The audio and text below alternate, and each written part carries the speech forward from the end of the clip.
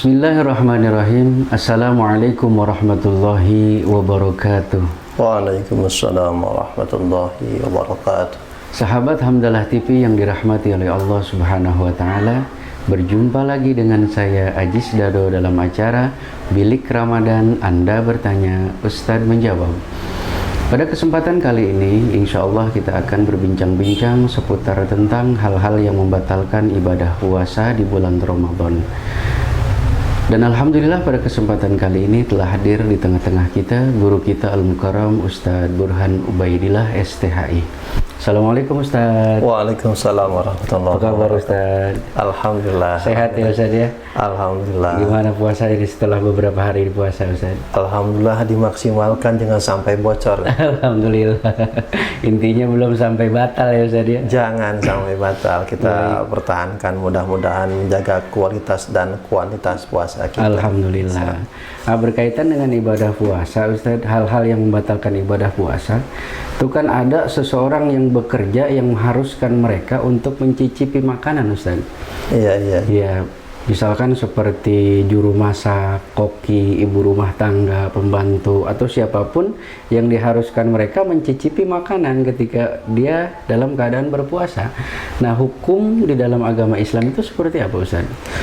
Baik, bismillahirrahmanirrahim. Assalamualaikum warahmatullahi wabarakatuh. Waalaikumsalam. Pemirsa Hamdalah TV, Bilik Ramadan rahimakumullah. Mudah-mudahan pertama kita memohon kepada Allah, mudah-mudahan pelaksanaan rangkaian ibadah puasa kita diberikan kelancaran. Amin. Tanpa ada hal rintang, dan kita pun tidak melupakan dan tidak mengindahkan amalia-amalia yang akan menggapai keberkahan Ramadan ini. Amin. Berkaitan dengan pembicaraan kita tadi, ada sedikit perbincangan bagaimana situasi, kondisi, kedudukan, sikap seseorang ketika ia berpuasa, akan tetapi pekerjaannya ini bisa menggiring ke situasi kondisi yang mau tidak mau dia harus mencoba mencicipi makanan. Iya, betul. Dimana salah satu yang membatalkan di dalam puasa itu adalah makan dan minum ataupun masuknya sesuatu ke rongga-rongga di dalam tubuh kita. Nah, berkaitan ini, sebelum berbicara lanjut Ustaz, perlu kita ketahui bahwa Islam tidak sama sekali melarang dan membatas-batasi aktivitas di bulan puasa. Tentunya dalam tanda kutip aktivitas syar'i. Iya. Kalau di luar syar'i kan, jangankan di luar Ramadan, mencuri pun nggak boleh. Boleh, benar. Jangan berarti kita beranggapan mencuri di bulan Ramadan masih boleh dong. Dalam tanda kutip berarti Islam ini tidak membatas-batasi kinerja dan optimalisasi di dalam kinerja itu sendiri. Jadi jangan sampai kita karena berpuasa letih, lesu, loyo gitu. Jadi nggak semangat gitu. Kita karena alasan berpuasa. Maka Islam sangat tidak menganjurkan untuk membatas-batasi ataupun menurunkan kadar daripada profesionalitas dalam kinerja itu sendiri. Berkaitan dengan tadi yang kita bicarakan, bagaimana sikap seseorang yang beriman ketika berpuasa, lantas pekerjaannya menuntut sebuah kondisi yang mana dia harus mau tidak mau, karena sebagai pekerjaan, yang kedua sebagai amanah, yang ketiga sebagai profesionalitas. Itu gimana? Mau tidak mau dia harus mencoba, mencicipi, bahkan memastikan bahwa kinerjanya sesuai dengan SOP ataupun protap yang ditentukan sebuah lembaga ataupun sebuah perusahaan ataupun di tempat kerjaannya. Nah, bagaimana yang terjadi seumpama koki, seumpama orang yang memasak untuk di restoran, ibu rumah tangga, pembantu dan sebagainya. Bagaimana sikap Islam menyikapi ini? Yang pertama, bahwasanya secara umum memasukkan secara sengaja. Kalau mencicipi sengaja tidak? Sengaja, Ustaz. Sengaja kan? Sengaja mencicipi gitu kan? Sengaja mencicipi kan? Nggak ada yang lupa mencicipi. Yang lupa tuh makan, minum lupa. Nah, kalau mencicipi berarti dia memang merencanakan. Memang sengaja. Sengaja untuk mencicipi, merasakan daripada rasa masakan yang dia masak.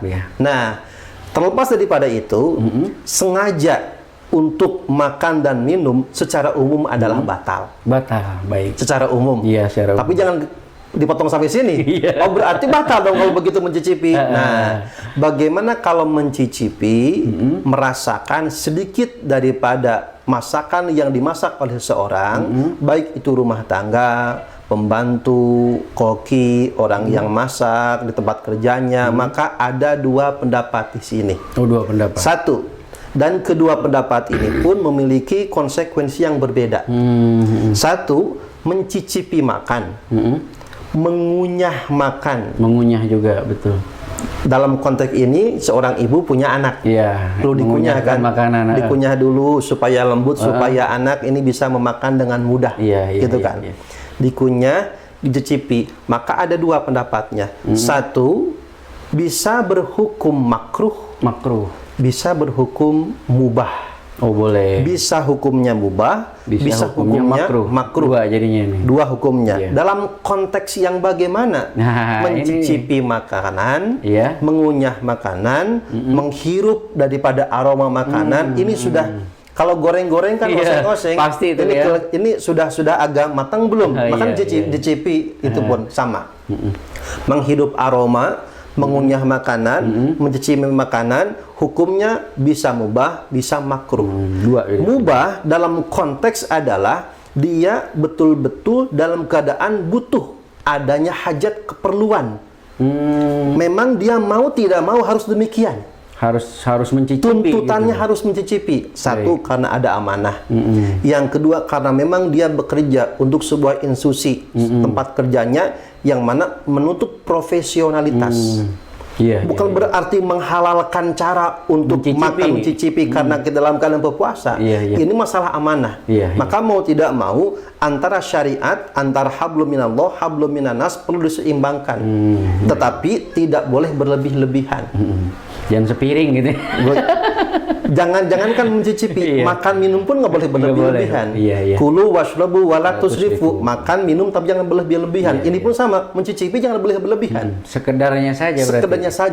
Sekedarnya saja yang meyakini dengan mencicipi itu dia bisa menyimpulkan rasanya, oh ini sudah tepat, kurang atau bagaimana. Jangan sampai mencicipi berkali-kali, nah ini bukan cicipi nantinya. Lapar nantinya. Mencicipi pakai mangkok lagi. Wah, ini bukan mencicipi lagi. Maka yang pertama kondisinya mencicipi, menghirup aroma masakan ataupun mengunyah makanan hukumnya adalah mubah. Boleh. Kondisi ini adalah kondisi di mana seseorang mau tidak mau harus melakukannya. Contoh, seorang ibu lagi masak. Harus dirasakan, dicicipi masakannya supaya betul-betul enak. Kenapa? Harus dipastikan karena nanti akan mubazir. Bagaimana permasalahannya jika pemasakan terlalu manis, terlalu asin? Pertanyaan siapa yang mau makan? Capeknya dia, lelahnya dia ketika seseorang memasak jangan sampai mubazir karena dia tidak mencicipi masakannya. Demikian pun koki, apalagi koki, dia mempertaruhkan profesionalitasnya, mempertaruhkan amanahnya, mempertaruhkan pekerjaannya. Maka mau tidak mau dia mencicipi sedikit daripada hasil karyanya karena memang lihajatin, ada kebutuhan. Karena ada kebutuhan. Berarti hukumnya mubah nih ya. Hukumnya mubah. Berbicara mubah berarti ini kan boleh. Tidak harus. Tapi tidak harus. Tidak harus, namanya mubah. Jadi jangan kita paksakan harus. Mubah ini adalah boleh. Berarti ada pilihan. Namanya boleh dilakukan, boleh ditinggalkan. Bagaimana kondisi boleh dilakukan? Satu, memang menuntut harus demikian. Yang kedua, boleh kita tinggalkan dalam konteks permasalahannya jika kita sudah tahu takarannya. Nah, kalau sudah tahu masih dirasain. Karena udah terbiasa. Kalau sudah terbiasa, oh ini garamnya sekian, gulanya sekian, udah betul sesuai dengan takaran, sesuai dengan kebiasaan, maka sejatinya untuk menjaga kualitas daripada puasa, walaupun agama memperbolehkan mencicipi itu, tapi idealnya ditinggalkan. Kenapa demikian? Karena ada konsekuensi ke depannya. Walaupun boleh mencicipi, walaupun boleh mengunyah makanan untuk bayi, bagi seorang ibu, ataupun boleh menghirup daripada aroma makanan, walaupun boleh, tapi konsekuensi ada di depannya. Ketika seseorang mencicipi makanan, lantas makanan itu masuk ke kerongkongan, walaupun tadi awalnya boleh, maka bisa membatalkan puasa. Iya. Jadi Seorang hati-hati ibu pun sekali, demikian. Jika memang diprediksi mengunyah makanan sampai makanannya enak dikunyahnya ataupun terlalu banyak, ini khawatir akan masuk ke kerongkongan, lebih baik jangan walaupun boleh. Maka cari opsi-opsi yang lain. Sekarang kan banyak makanan bayi ya, tidak usah dikunyah. Ada bubur bayi sebagainya, kan tidak usah dikunyah. Atau bisa di blender gitu. Betul. Jadi banyak opsi-opsi untuk menghindari itu walaupun konteksnya adalah mubah. Baik.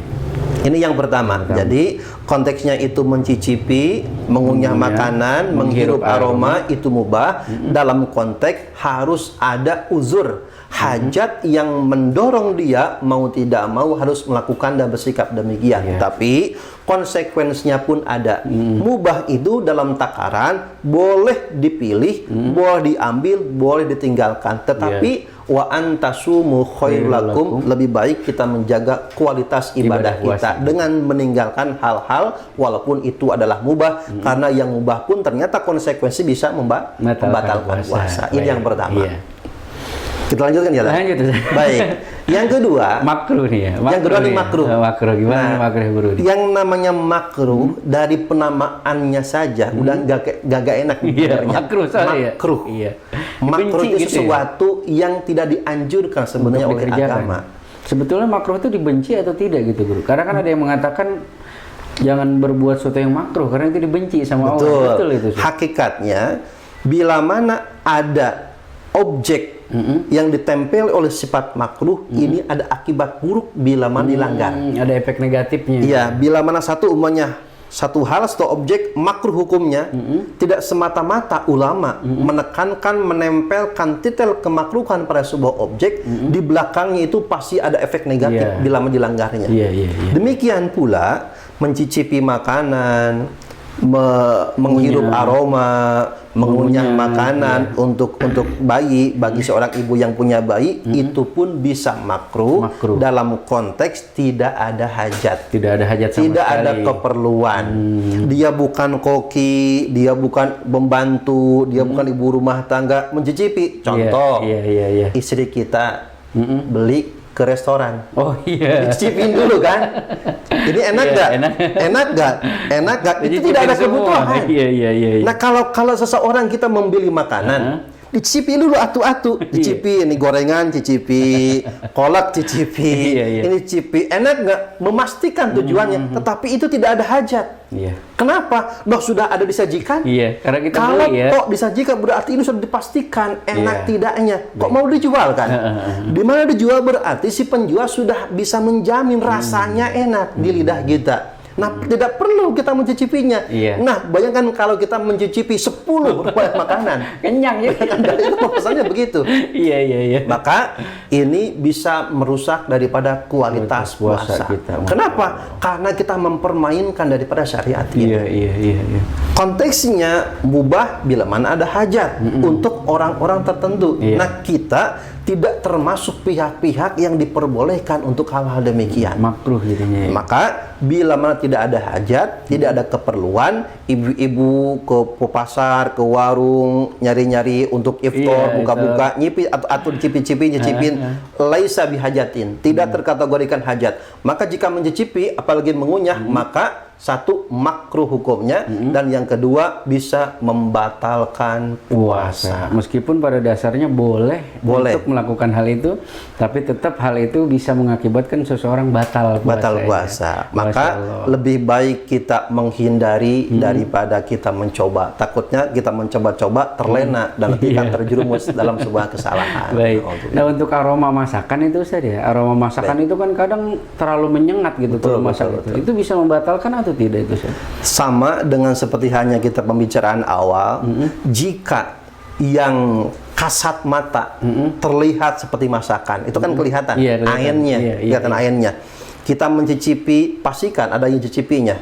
Apakah Apakah itu kuahnya, airnya, atau memang bentuk dari masakannya ini sudah lunak atau tidak, itu yang objek saja diperbolehkan. Apalagi yang bersifat angin, bersifat uap, aroma itu lebih aman. Lebih aman ya. Maka di antara kebijakan-kebijakan ijtihad para ulama, di antara yang tidak membatalkan adalah bila mana kita dalam sebuah perjalanan lantas masuk debu-debu jalanan ke hidung kita. Susah itu ya. Debu kan air. Iya. Walaupun kecil tetapi tidak bisa dihindari, maka itu tidak membatalkan puasa. Tapi lebih baik kita menghindari. Walaupun itu tidak membatalkan. Sekarang kan kondisinya bisa pakai masker. Iya. Insyaallah. Bagaimana jika seorang tuh saking itu aromanya dahsyat gitu ya, keras, masuk ke dalam lubang hidung mengakibatkan batuk sampai mengakibatkan muntah, Ustaz. Nah, itu berlanjut pertanyaannya ya. Iya. Nah, bagaimana orang yang penciumannya sensitif? Ya, sensitif, iya benar. Sensitif. Ada kan? Ada. Umpamanya kita mencium parfum seseorang saja. Kadang parfumnya terlalu menyengat, maka itu pun bisa muntah ataupun pusing. Demikian pula ada aroma bau-bau tertentu, bahkan di sebuah makanan yang mengakibatkan sensitif daripada rasa ataupun penciuman seseorang menjadi membahayakan daripada kesehatannya. Bahkan bisa mengakibatkan batuk, bahkan bisa mengakibatkan muntah. Sementara ada kategori muntah yang bisa membatalkan puasa. Seperti hanya tadi memasukkan makanan minuman dengan sengaja itu secara umum adalah membatalkan. Tetapi mencicipi ada ranah tertentu yang diperbolehkan oleh agama. Nah, demikian pula bila mana sebab muntah itu bukan karena keinginan kita, bukan ikhtiar kita, tetapi karena faktor eksternal, maka tidak membatalkan puasa. Maka yang membatalkan puasa itu adalah al-istiqo, menyengaja ataupun bagaimana supaya muntah. Iya, dipancing muntahnya, dicolok-colok dan sebagainya. Kalau itu kan kita tidak mau sebetulnya. Cuman aroma datang mampir ke hidung kita. Kita nggak begini. Nggak nyari-nyari. Nah, itu berbeda konteksnya jika demikian. Iya. Sahabat Hamdalah TV yang dirahmati oleh Allah Subhanahu wa taala, mencicipi makanan bagi seorang ibu atau juru masak atau siapapun itu diperbolehkan di dalam agama kita, tapi tetap kita harus menjaganya agar kita terhindar dari hal-hal yang membatalkan puasa. Karena di samping mubah hukum mencicipi makanan, maka di salah satu hukumnya lagi adalah makruh. Jangan kemana-mana, tetap bersama saya Ajis Dado dalam acara Bilik Ramadan. Anda bertanya, Ustadz menjawab.